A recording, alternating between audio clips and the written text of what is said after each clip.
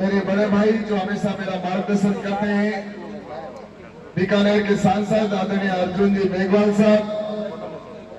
साथ ही मंच पर विराजमान है मेरे सहयोगी, मेरे साथी, हमारे सांसद आदरणीय परवेश जी वर्मा जी, और आज हमारे बीच में हमारे मुख्य अतिथि के रूप में जिनको हम सब सुनने के लिए आए हैं, ऐसे हमारे रिशपाल जी मिर्जा साहब और मंच पर विराजमान है बालाराम जी और मेरे परम मित्र जो हमेशा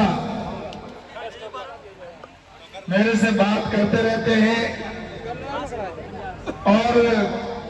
जिन्होंने पूरी दुनिया के अंदर अपना नुआ मनाया है, अपनी ताकत का, अपनी भुजाओं का, अपने देश का, ऐसे हमारे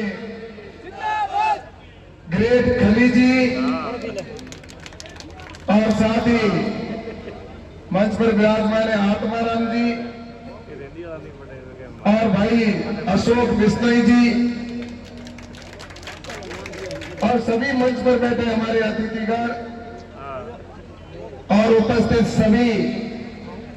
आए हुए सभी सजना, सभी मेरे युवा साथियों, मीडिया के बंधुओं, मातृशक्ति के रूप में बैठी माताओं और बहनों, मैं आज आप सभी को बहुत बहुत धन्यवाद देना चाहता हूं कि आप अपना अमूल्य समय छोड़कर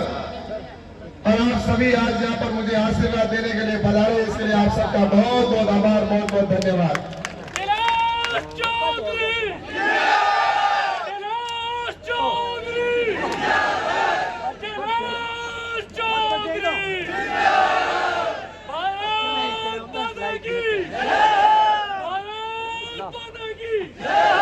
धन्यवाद। आज ये चुनावी सभा है और मैं आप सबसे निवेदन करना चाहता हूं कि हमारे आने वाले समय में 26 तारीख को जो चुनाव है और उस चुनाव के अंदर हमें एक महत्वपूर्ण निर्णय लेना है कि हमें आने वाले समय के अंदर हमारे देश का जो विकास प्रधानमंत्री नरेंद्र मोदी जी के नेतृत्व में जो हो रहा है, उस काम को हम आने वाले समय के अंदर भारत को विकसित बनाए, उसके लिए हम सभी 26 तारीख को कमल के फूल पर वोट दें। इस बात का सब निर्णय करने के लिए आप सभी यहाँ उपस्थित हुए हैं। मुझसे पूर्व वक्ताओं ने आपको कई महत्वपूर्ण योजनाएं बताई, आपको कई प्रधानमंत्री नरेंद्र मोदी जी ने जो पिछले 10 साल के अंदर जो काम किया है, वो ऐतिहासिक काम हुए। आपको पता होगा कि नरेंद्र मोदी जी ने जो पिछले 5 साल में जो काम किया था, फर्स्ट जो उनका कार्यकाल था, उसमें तो उन्होंने असली जो काम है उसकी जो रांग, जो उसकी गड्ढे खोदे थे उसको भरने का काम किया था और इन 5 सालों के अंदर रांग भरने का काम हुआ है और अगले 5 साल में विकसित भारत और विश्व गुरु की असली मीनार खड़ी होगी। इसलिए आप देखते जाओ अगली बार क्या काम होता है। हाँ, ये जरूर है कि प्रधानमंत्री नेतृत्व में जिस तरह से गरीब कल्याण की योजनाएं, चाहे इंफ्रास्ट्रक्चर के काम हुए हो, चाहे देश की सीमाएं सुरक्षित हुई हो, ये सारे काम हुए। लेकिन राजस्थान के अंदर दुर्भाग्य से जिसकी सरकार थी, कांग्रेस की, उस सरकार ने हमारे कई ऐसे काम थे जो नहीं होने दिए, जिसके अंदर आपको पता है, मैं आपको बताना चाहता हूं कि जानबूझकर राजस्थान की सरकार ने हमारे बाड़मेर जैसलमेर के काम रोके। आपको पता है कि यहाँ पर खेमा बाबा के पावन मंदिर के अंदर हम वहां पर पावन यहाँ पर हम खड़े हैं और ये खेमा बाबा की भूमि जहां पर मैंने विधायक रहते हुए खेमा बाबा का पैनोरामा स्वीकृत करवा के और उसकी वित्तीय स्वीकृति करवा दी थी। वसुंधरा राजे जी ने उस समय उसका शिलान्यास कर दिया था, लेकिन अशोक गहलोत की सरकार ने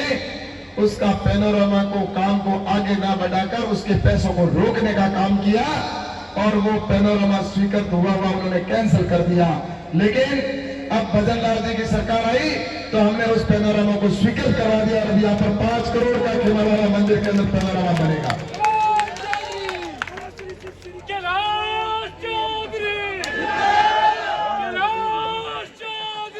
इसी प्रकार इसी प्रकार से आपको एक बात क्रीड़ा क्षेत्र के अंदर भी कहना चाहता हूं। मैं जब विधायक था उस समय मैंने एक ITI कॉलेज की स्वीकृति करवा के उसका भूमि पूजन करके और उसका काम शुरू करवा के और पूर्ण कर दिया था। भवन लगभग पूर्ण हो चुका था और उसको 4 साल 4.5 साल हो गए, पूरे 5 साल पूर्ण हुए।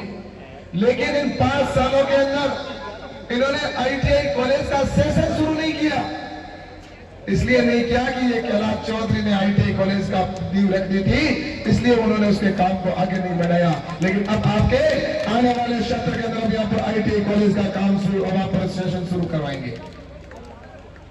इसी प्रकार से मैं आपसे कहना चाहता हूं कि आज उत्तरलाई के अंदर एयरपोर्ट कब का बनकर खड़ा हो जाता हमारा एयरपोर्ट,